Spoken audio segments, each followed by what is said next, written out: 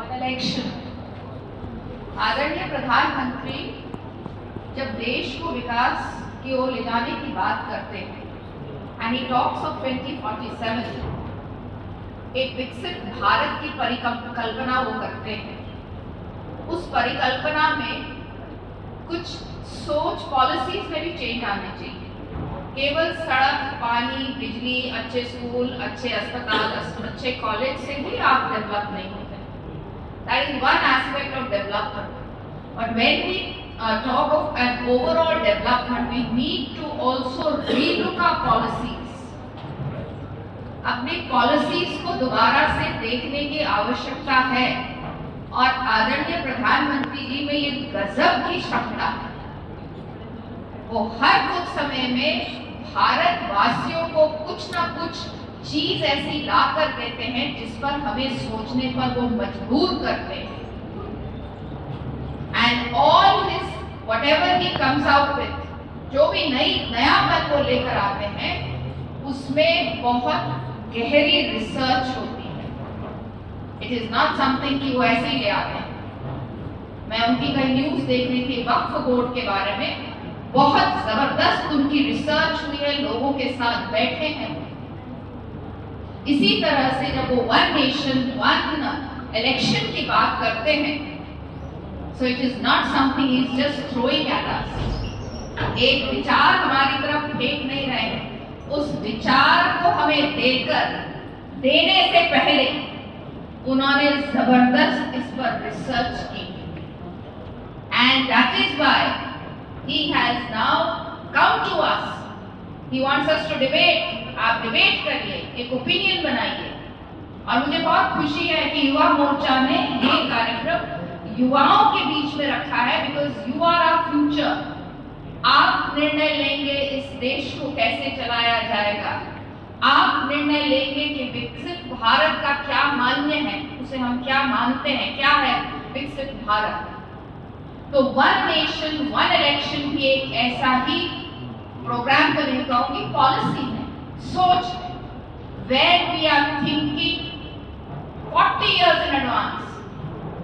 आज उसको अगर हम लेकर चलते हैं तो उसका इम्पैक्ट आज नहीं हमें देखने को मिलेगा 20-25 साल के बाद। So we have a prime minister who has vision, और विजन देना बहुत आवश्यक है।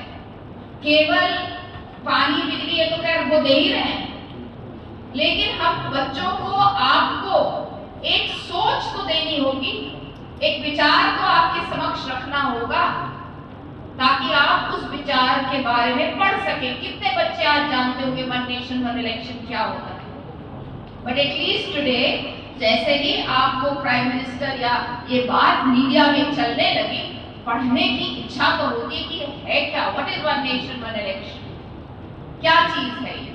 सो दिस इज पॉलिसी और थॉट जो वो लेकर हमारे लिए आए, और इस थॉट में बहुत जबरदस्त रिसर्च हुई है। Now what is one nation, what is election, election में होता क्या है। जनरली जब हम इलेक्शन में जाते हैं सबसे पहले होती है कि कोड ऑफ कंडक्ट लगता है, आचार संहिता लगती है।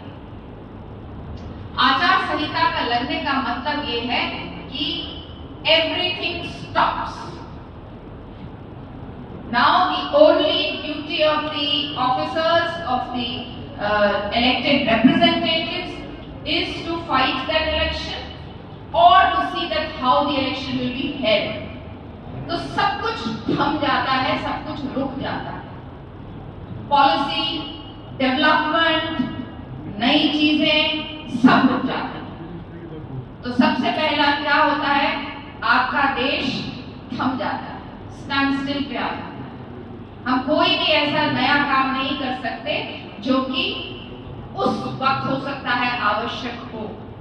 तो जब बार बार इलेक्शन आते हैं तो बार बार आपका ये जो है सिस्टम जो है वो रुकता है, और उस रुकने के कारण जो गति हमारे कार्यक्रमों ने पकड़ी होती है वो गति में रुकावट आती है, और उस गति में रुकावट जब आती है तो फिर उसको फिर गति पकड़ने में फिर कुछ समय लग जाता है। एक इलेक्शन का मतलब है 3 से 4 महीने।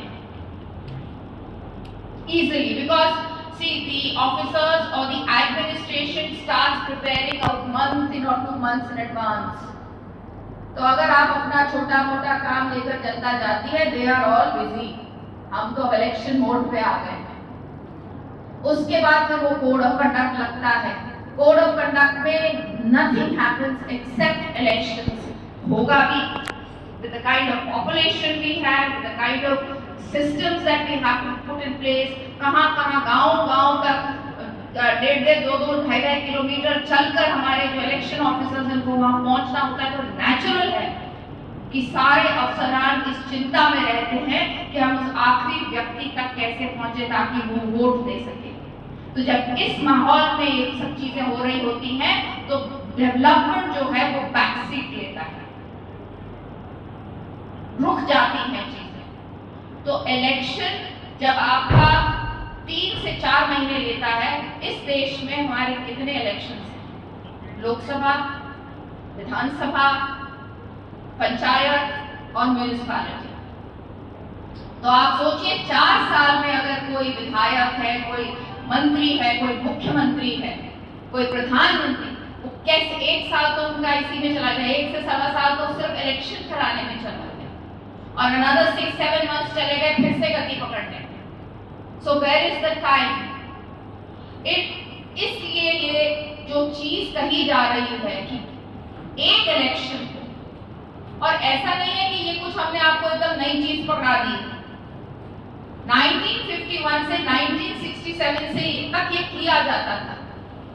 So there must be some good to it. अगर भारत देश ने निर्णय किया इंडिपेंडेंस के बाद कि हम सारे चुनाव एक साथ कराएंगे तो कुछ ना कुछ उसमें अच्छा तो रहा होगा। क्यों बदलाव किया गया, क्यों चेंज किया गया? क्या कुछ पॉलिटिकल इसके पीछे कारण थे? देश के हित में था कि पॉलिटिकल हित में, कुछ लोगों के पॉलिटिकल हित में था? क्यों बदला गया, क्या कारण था? उस वक्त अगर अच्छा था तो फिर 67 के बाद खराब क्यों हो गया? ऐसा क्या बात हुई? So we have to really think about and analyse. पैसे का, जैसे अभी दोनों हमारी जो जिलाध्यक्ष इन्होंने बताया आपको कि पैसे का वेस्टेज होता है। एक बार अगर हम इलेक्शन करेंगे तो एक साथ भाई आप एक ही बार जाएंगे उस बूथ पर, आप 3-4 जितने भी आपको वोट करने आप वहां पर करके बाहर निकल जाएंगे। मैन पावर मूवमेंट में, to move officers to get the elections done, security को लाने में, बैलेट पेपर्स बनाने में, स्कूल्स में पहुंचाने में पता नहीं कितने लाखों करोड़ का खर्चा होता है। तो उस खर्चे को बचाने की भी आवश्यकता है। ठीक है, हम एक विकसित देश हैं और हम आगे बढ़ रहे हैं, बाहर बात करिए, तो हम विकसित देश हैं, लेकिन इसका मतलब ये नहीं है कि अपनी गाढ़ी कमाई की चिंता हम ना करें। आखिरकार हर एक प्रोजेक्ट आपके और मेरे टैक्स पेयर जो हम हैं उनके पैसे से ये काम होते हैं। फ्री में कुछ नहीं होता है, किसी के पास नोट छापने की मशीन नहीं है। आप टैक्स देते हैं, हम टैक्स देते हैं, तब ये योजनाएं जमीन पर उतरती हैं। तो चिंता हमें करनी पड़ेगी उस पैसे की कि कहां कैसे लगेगा, क्यों लगेगा। आपका और मेरा अधिकार है बोलने का कि मुझे पैसा बचाना है और बचा के उस जगह लगाना है जहां उसकी आवश्यकता है। उसे चाहे अस्पताल में चाहिए, उसको चाहे हमें स्कूलों में देना हो। इस चीज की चिंता आपको और हमको करनी होगी। पॉलिसी पैरालिसिस होता है जब आपको पता है कि भैया फिर 6 महीने बाद इलेक्शन होने हैं, तो धीरे धीरे सब लोगों की सोच बदल जाती है। पॉलिसीज पे निर्णय लेना छोड़ देते हैं, पॉलिसीज को आगे बढ़ाना छोड़ देते हैं, नए सोच विचार को लाना छोड़ देते हैं। So if we have to have elections, इन चीजों को ध्यान रखना होगा। बिजनेस वाले जो होते हैं वो सोचते हैं अब तो फिर इलेक्शन आ गया, भैया अभी रुक जाओ, अभी नया काम मत करो, नई चीज करेंगे, फिर नया कोई आएगा, नई सोच होगी, नए policy. So we have to think it in a very scientific manner. आपको इसके सोचना विचारना होगा कि हम इसको कैसे कैसे ये इम्प्लीमेंट हो ताकि देश की भलाई के लिए, जनता की भलाई के लिए एक डेवलप्ड नेशन की तरह हम अब बात करें। We should start behaving and talking like developed nation. विकसित देश की तरह हम लोग बात करेंगे और ऐसी चीजें, ऐसे विचार, ऐसी योजनाएं हमारे लिए, हमें विकसित होने के लिए, हर तरीके से आगे बढ़ने के लिए बहुत ज्यादा आवश्यक है। चिंता इसकी करनी है। वोटर फटीग, कितनी बार हम देखते हैं कि जब इलेक्शंस रिपीट होते रहते हैं परसेंटेज वोटर्स का घटता है, इंटरेस्ट खत्म होता है, डिसइंटरेस्ट होता है, जो कि अच्छी बात नहीं है। बिकॉज मैं बार बार इस बात को कहती हूँ, देश कैसे चलेगा, देश की दिशा क्या होगी, देश की दशा क्या होगी, वो आपके हाथ में है। आप कैसा चुनाव करते हैं, आप किसको चुन के लाते हैं, आप क्या किस व्यक्ति पर भरोसा करते हैं। तो जब फटीग हो जाता है, वो कहता है भैया फिर चुनाव आ गए। तो जब फटीग होता है तो आदमी फिर उस चीज में जाना नहीं चाहता। He doesn't want to go and vote, which is the most important duty of any citizen. But क्योंकि हम इतनी बार वोट कर चुके होते हैं, आदमी सोचता है छोड़ो इस बार नहीं वोट करते। तो उस वोटर फटीग को दूर करने के लिए भी बहुत आवश्यक है कि हम एक ही चुनाव करें। लॉ कमीशन बैठा, ऐसा नहीं है कि आज की कोई नई चीज है। लॉ कमीशन बैठा और उसने अपनी 170th रिपोर्ट में यह बात बोली कि समय आ गया है भारत के लिए, समय आ गया है कि हम इस तरह की चीजों को लेकर आए। पाकिस्तान कर सकता है, नेपाल कर सकता है, बेल्जियम कर सकता है, स्वीडन कर सकता है, तो हम क्यों नहीं कर सकते? पॉलिटिकल फायदे और नुकसान को देश के सामने कभी कभी अलग रखना चाहिए। We have to think for the state, for the country, and forget about our political gains. What is good for the nation, what is good for the country may not be good for a particular political party, but it will be good for the country. So we have to start thinking for the country. देश के लिए क्या सही है, देश को क्या चाहिए, देश का क्या, किससे देश का भलाई। क्योंकि जब देश विकसित होगा तभी तो आप जैसे बच्चे विकसित होंगे। जब देश ही नहीं रहेगा, देश ही विकास नहीं करेगा, तो हम और आप कहाँ जाएंगे? सो इट इज एक्सट्रीमली, बहुत ही बढ़िया आइडिया फ्लोट किया है प्राइम मिनिस्टर ने, और इसको हम लोगों को एनालिसिस करके इसके पक्ष में अपनी बात को जरूर रखना चाहिए। We must study it and we must talk about the pros. Every policy has a pro and a con. उसमें अच्छा भी होगा और बुरा भी होगा, लेकिन इस योजना में कितना अच्छा है और कितना बुरा है इसका एनालिसिस करिए आप, विदाउट बीइंग बायस्ड नहीं होना है। हमें केवल ये विचार करना है कि हमारे भारत देश के लिए इस वक्त, जो कि एक डेवलपिंग नेशन है, पाई की आवश्यकता है, उस वक्त क्या चीज जरूरी है। Can we also become examples for other states?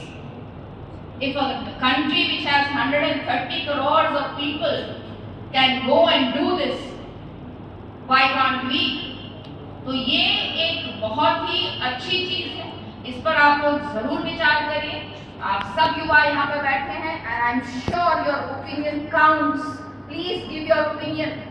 जहाँ भी जो भी प्लेटफॉर्म आपको मिलता है उस पर अपना ओपिनियन जरूर दीजिए, क्योंकि उसी ओपिनियन से, इसी डिबेट से, इसी विचार से, इसी सोच से एक पूरा ओपिनियन देश का बनेगा, एंड वो बहुत ज्यादा इंपॉर्टेंट होगा। Because after all, if the Prime Minister is talking about one state, one election, it is for the people of India. It is for this country. It is for youngsters like you. तो आप इस पर विचार करिए, और मुझे पूर्ण विश्वास है कि एक अच्छी डिबेट के बाद एक अच्छा निर्णय निकल कर आएगा, जो इस देश के हित में होगा, देश को आगे बढ़ाने के लिए होगा, देश को विकसित करने के लिए होगा। I am really grateful to the youngsters.